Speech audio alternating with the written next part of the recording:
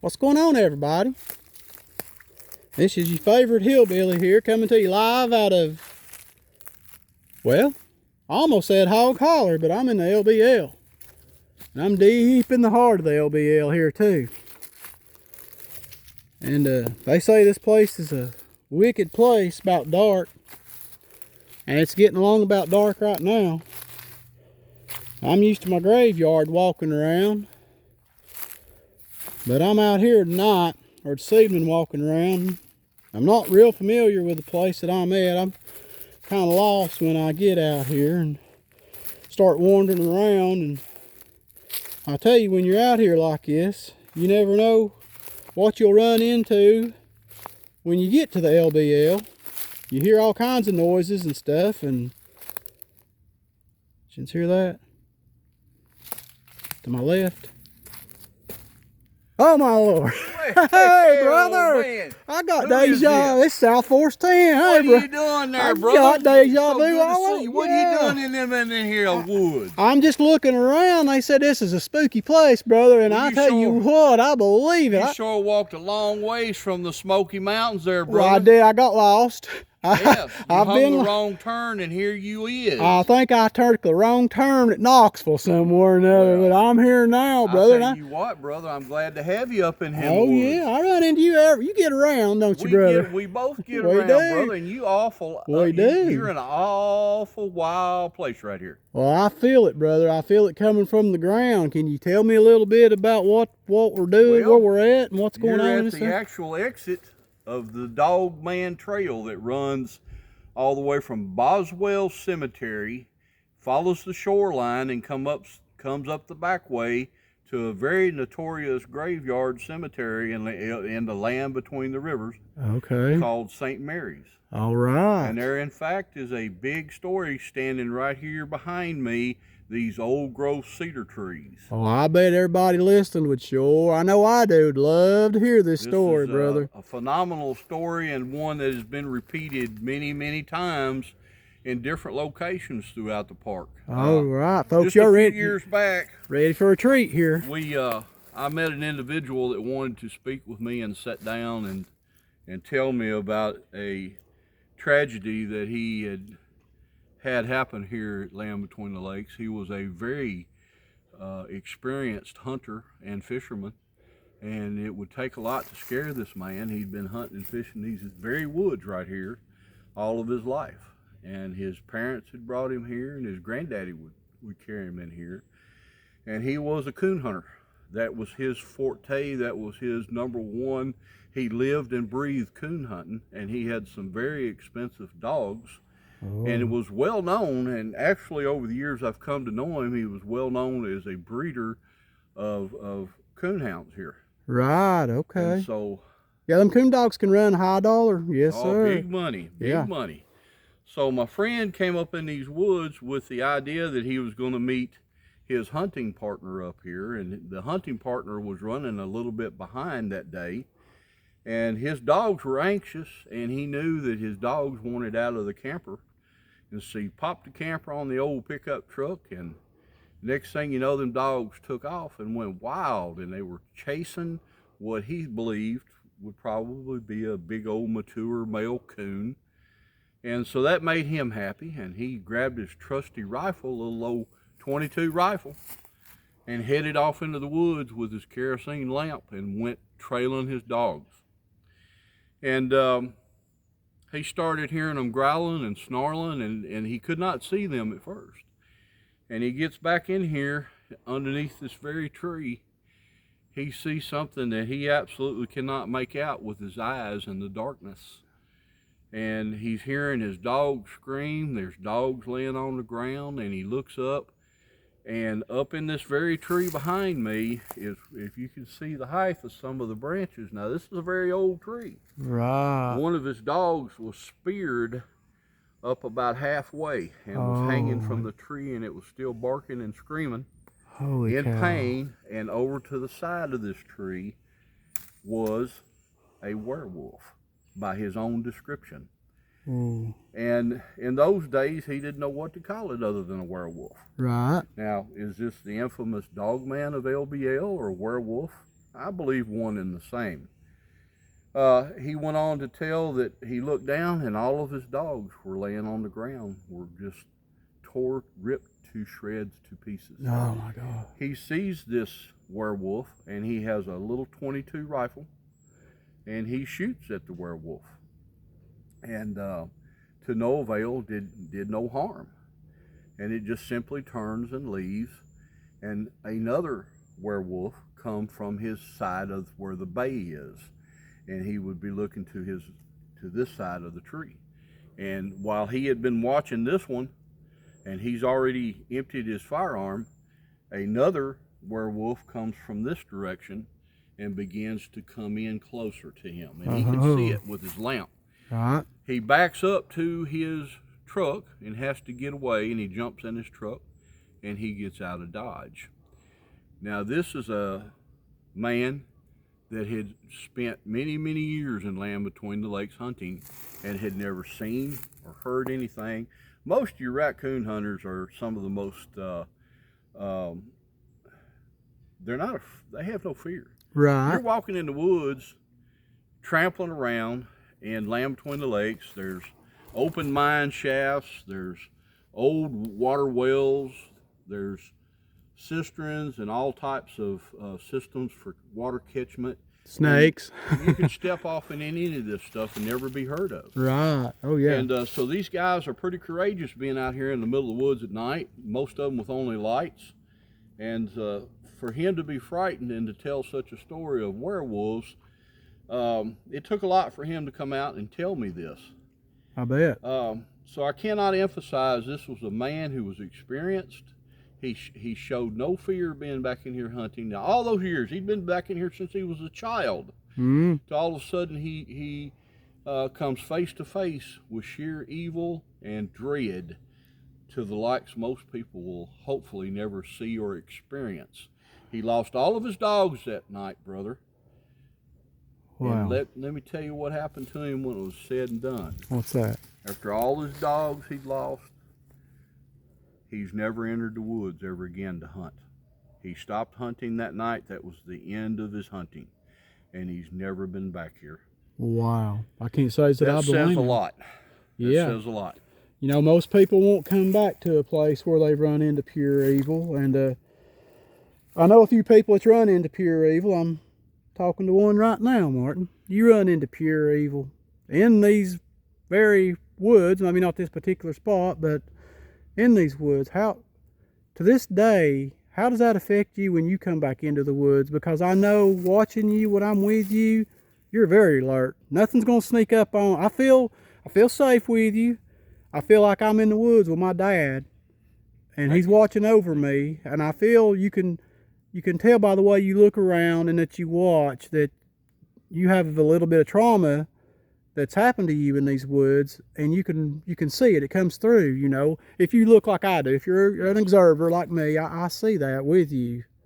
This is a dark and very desolate place at nighttime. The face of Land Between the Lakes changes so much as soon as dusk comes and becomes dark.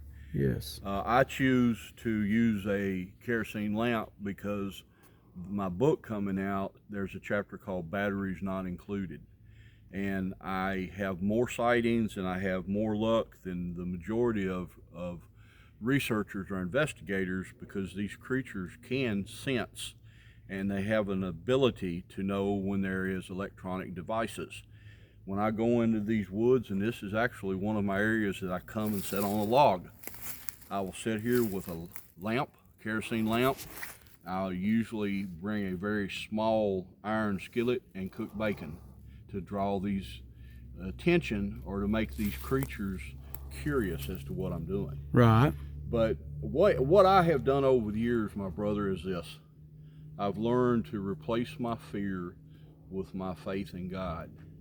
And with God's words, they are sharper than any two-edged sword. Amen, brother. And those words, and by His blessings, that's what protects me in these woods and gives me no fear. Amen, brother. You know, we went out last night as a group, and there was a lot of fear, a lot of fearful things going on. We went to some pretty dangerous places, some very dangerous places by the dark of the night. And I could feel the evil where we was at. For the first time in a long time in my life, I felt it before in Smokies in certain spots. But last night, hearing and sort of witnessing the things that happened, these woods are evil. There's no doubt about it. Somebody told me to get out when the sun goes down because that's when the devil shows up. I had a guy in town tell me that. So, and you know what? I thought about that all day yesterday, and I thought about it all night last night of course, I wasn't going to say nothing, but I thought about that last night, It's a pretty good place in the daytime, but leave before dark because that's when the devil shows up. Truer words have not been spoken, and if you come in here armed without your faith in God, in Jesus Christ the Son, these lands are that evil. Yes, and sir. it has a lot of reasoning why these lands are this dark and desolate. I agree with you. But that local that told you that, he spoke truth. There's a lot of truth in that. And the devil that shows up rears its head in a beast that stands between 6 and 8 feet tall, long ears, wow, teeth, and walks in the most evil darkness that one human can imagine. The darkness that most people have never seen. I agree. A darkness that this earth can't explain. I agree with you 100%. I can only imagine the terror that you went through. When I hear you tell your story, Martin, just hearing you tell it scares me, let alone imagining it happening to me standing in your shoes. And for you all who don't know his story, he's got some books out there and there's some videos on YouTube. We're not going to tell his story here. You go look at that, but prepare yourself when you go read his books or when you go to look at the videos. Be prepared because it's a horrifying story. It's very horrifying, but yet you still come back. You come back. You didn't let it drive you away. How long did it take before you was able to come back to the LBL after your experience? I began to come back when there was another hunter had been killed. And when I heard that another hunter had been killed after 1993, within a couple of years, I began to come back only in the daytime. Okay. It took a very long time before I made the decision that I could come in here in dark and in the darkness. Right. I would meet at the old Crutcher store out here on the Trace, and we would sit and swap stories, and the people who live locally would tell me the things that had taken place, any incidents they may have. I would have various witnesses that would want to tell their story to me, and I would record it and retain these incidents. But it was a funny thing because I would only come in here in the daytime. And there was some folks that would work and couldn't get here until late evening at night. And I'll never forget the apprehension and the fear that I had. At some point in time, when I rededicated my life to God, I began to strengthen my faith. And I realized that that night that I was spared from being eaten in 1993, that God had given me a purpose, and that was to help people and to record these witnesses and these incidents, and hopefully to educate people as to this area is not Jellystone Park. Right, brother. This is an area that by all means, please come and visit, but you don't walk in here and be inattentive. You have to look up into the trees. You have to pay attention what is around you, and you don't allow your loved ones to get without eyesight. Exactly. But that's what drove me back in here. But it was quite a spell before I could ever camp out. Since then, I camp out in these woods by myself. I come in here by myself. There's very few researchers that live close to me. Right. And to be honest with you, there's very few that I know that I can trust. There's two things. I don't want to bring someone here and them get hurt. Right. And then I don't want to bring a person in here that would possibly, if it gets real hairy in here and they take off and go running through the woods and something happens to them. That is what really bothers me. But I come in these woods. This is my home. I'm as comfortable here in the dark as I am in the light. And the majority of the researchers, I fuss at them for having flashlights. I Oh, come yeah. in here in the dark. I don't want a light. I don't want a flashlight. And half the time I don't use my kerosene lamp. Come in here and use your night vision to see things. Right. Because when you use a flashlight, all you're going to see is what that light's casting on. Yes. And then you're blinded to everything else around it. And then after you turn the flashlight off, you're still blinded. There's that few minutes that your eyes are trying to adjust that you're totally blind. And as we're talking, as you're telling your story, I heard something.